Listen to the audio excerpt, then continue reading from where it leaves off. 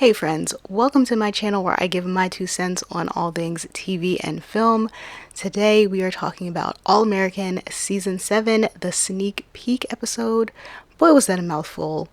Before we get into it, I have to give my one and only rule, and that is be civil or be blocked. Because disagreements will happen, and I'm not about to have anybody wilding out in my comments towards me or towards anyone else. So just follow my one simple rule and everything will be a-okay.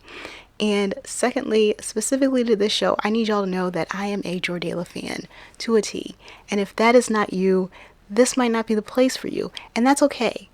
You will find your place on the internet somewhere. It might not be here, and I give you permission to click off this video if you so choose to do so and find your place elsewhere. Now that we've got that taken care of, let's actually get into the episode. Here's the thing, I actually enjoyed it, and there might be some surprise in my voice, but honestly, I tempered my expectations. I went in with really zero expectations, mostly just curious to see how they were going to do this mini reboot, as they call it. Curious about all of these new kids, if I was going to like them, if I was going to care about them.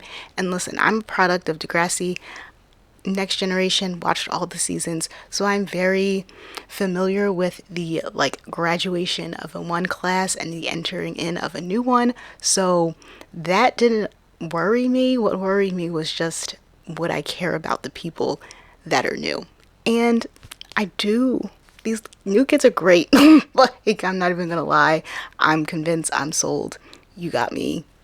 Until whenever it ends. So speaking of these new kids, we've seen Amina before seasons ago, so she's been there, and it's very smart for them to continue and keep her as kind of like that steady person that has been around. So kudos to them for doing that. We also met Khalil last season, but there is another new kid, KJ, that we meet in this episode. And we meet him and his family, and you know what? They are a lovely, beautiful black family.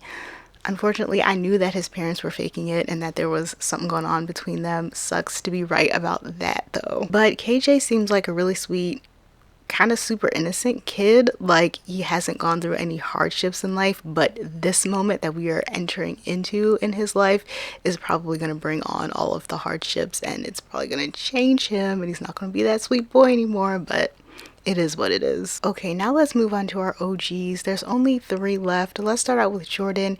In this episode, we got to see him as a coach start off struggling, but then taking it on and going like full coach slash dad mode, if you know what I mean. And I'm here for it.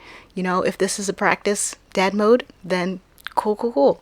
There is no if not. It's gotta be, for me at least. So seeing him figure it out and step into that role, like, I can relate to that because I've worked with youth in my life in the past and currently, and if you don't have that sense of authority immediately with them, it's gonna be rocky. And unfortunately, that was his situation. But I'm here for seeing him as a coach. I knew he was going to step into this role last season, before even the finale, and they said it. So I was not surprised to see how he was able to step into that. And, you know, I think he's gonna do a good job. So kudos to him. And then on the flip side, we got to see Coop and Layla hang out and hilariously get drunk in the middle of the day because they're just extremely bored.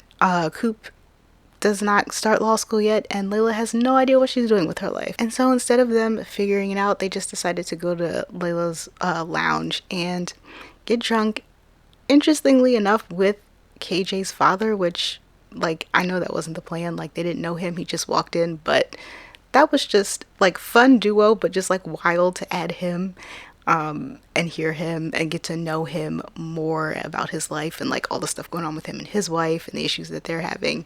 But it was hilarious. And as funny as it was, I do hope that they don't keep them this bored.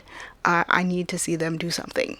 So overall, with this episode, it has me excited about what's to come. And that's exactly how I think I should feel. I mean, it was kind of uncertain whether or not anything was going to go well because of all the new cast members coming in and all of the ones that have left. But I'm hopeful that this is going to be good.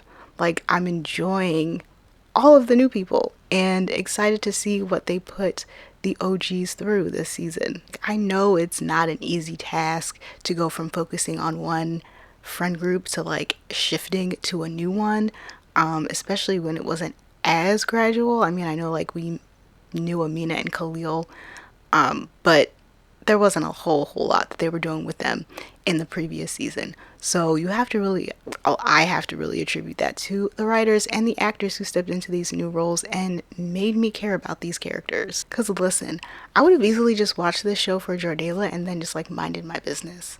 But like, I'm in it for everybody now. So good job. But also, let me make a segue into Jordala because we were fed. And I mean, I never really expect to get a whole lot of them in any episode, so anything that we get is wonderful. But like, he cleared the counter, and then he lifted her on the counter, and then later in the episode, he carried her up the steps after she was passed out drunk, and put her to bed, and took her shoes off, and tucked her in. Like, they gave us a full meal, kind of, sort of, I guess. Like, more please, but like, keep it on this level, you know, or raise it. Just don't go any lower. You don't need that. Now, moving on to what I'm looking forward to for this season as a whole, starting off with Amina, like, very full aware that she's going to be in the middle of this love triangle with KJ and Khalil. Right now, KJ has my vote. I'm sorry. Like, I don't see it with Khalil. It feels like she's got feelings, but he doesn't. He seems like he's kind of sick of her just being in his life and like giving him advice and telling him what to do and checking up on him, even though he needs it because who else is going to do it, really? But it seems a little one-sided right now, and then obviously it also seems one-sided with KJ because he's got feelings, but like they're making hard eyes at each other already. So to me, it just feels like they're endgame and they're inevitable, but according to that, like in my mind now, that just means that I have to wait for it to happen, and it's going to be a long wait. And who knows how many more seasons we're gonna get after this. So, I don't know. But KJ and Amina are definitely endgame, and I don't have a reason to root for anybody else. The other thing with Amina is this whole her trying to be grown, and I fear that she's gonna be wilding out in the streets.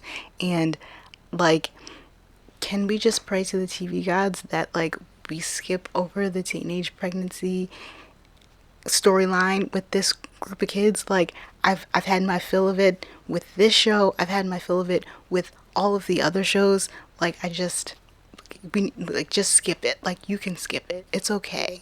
And then moving on to KJ, like I said earlier, it just feels like this moment in his life that we're going to see him like finishing out high school and playing football in Beverly, is going to bring on all the hardships and all the difficulties. His family is split up. He has so much uncertainty surrounding his parents.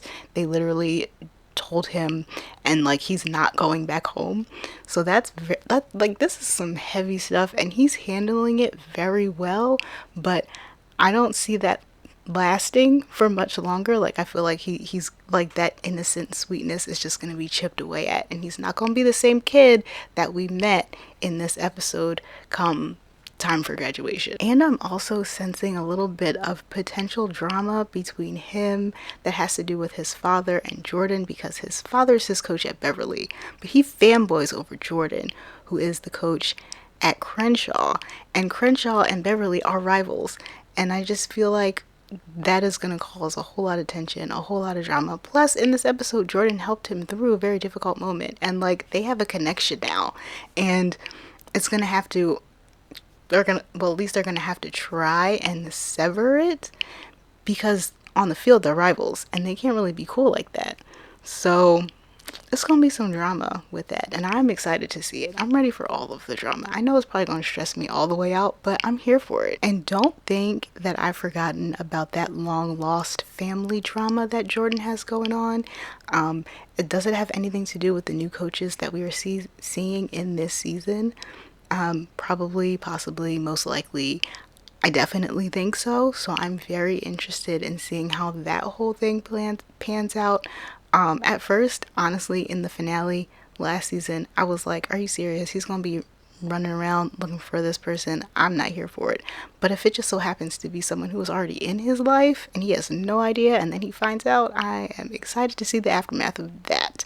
And then just like the explanation as to like where have you been and why were you gone, what happened, who was involved, but also none of it really has to do with Jordan because he wasn't around. And like now he's gonna have to deal with all of this family mess, and his dad's not around. He can call up GW on the phone, but he's in Florida. So seeing him deal with all of this is going to be very interesting, and just seeing the relationships evolve, like from what they are now to finding out to hopefully them mending the fences and hopefully being on better terms.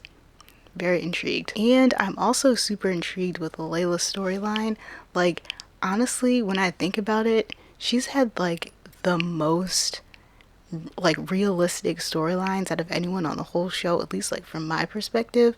So seeing her enter into this new era, I guess, where she feels like she's peaked simply because she was the first person in the friend group that really knew what they wanted to do and then went after it.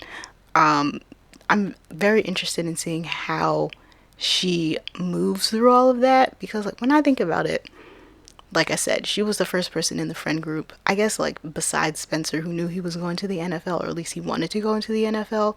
She was the only one who really knew what she wanted to do. It was music producing, and she did it. And like when you think about the trajectories of everyone on the show, of course, their journeys are not going to look the same. And right now, she feels like everyone is successful and doing all of the things that they want to do and reaching their goals, and that she's not. But that's only because her journey was different than everyone else's, and she reached those goals before anyone else. But like that's not an issue. They all had to go through what they went through. Like Jordan and Spencer and Asher all had to go to college. Olivia had to go to college. She thought that she was going to be a journalist, and now she's an author and turning her book into a television show. Very different. Like they all had to figure it out. Coop somehow is going to be a lawyer. Like we did not think that when we first met her. They all had to go on their journeys and figure it out. Also, Layla is super ambitious, and ambitious people are always going on to the next thing. They're hustlers. They're trying to do the next thing. And that is a season of life. But another season of life is looking at what you have already and building that and making that better. And I'm interested to see if that's the conclusion that she's going to come to, and it's going to be more of her doing producing and more of her working on her lounge and just building that up, getting more artists, maybe having them perform there, finding new artists that have performed there, or are they really just going to give her something else to do? And like, if you catch my drift, you know, maybe the thing that she needs to focus on in her life isn't heavy on the career side and is more on the personal side, and it moves into a direction, you know, that some of us believe will bring about Baby Baker. But that's just us being delusional, but not really, because the show mentioned it like 700 times. So delusional or not, that's the gist that we are getting. And you know what, I really do hope that we see it. Do I think it's going to happen anytime soon? No.